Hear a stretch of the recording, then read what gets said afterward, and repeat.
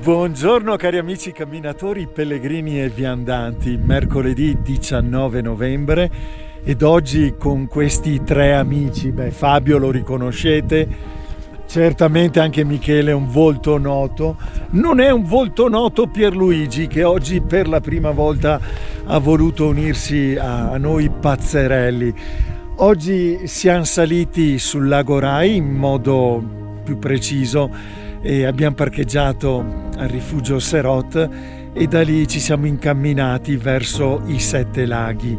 Abbiamo incontrato il lago delle Careze, da lì siamo saliti verso il Pizzo Alto e poi dal Pizzo Alto, 2150 metri, 160 metri circa, abbiamo fatto tutta una cresta che ci ha portato qui sopra al Passo della Portela, proprio tra Loabonti e il Grand Light, e adesso stiamo scendendo per il passo per la valle della Portela.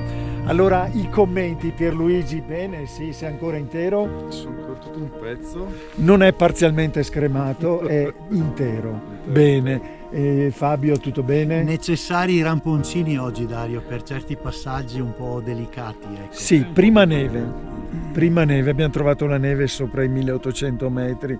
Michele? Emozioni forti oggi, abbiamo incontrato 4 che si sono definite le orse del Lagorai, che ci hanno proprio deliziato con la loro conoscenza della montagna.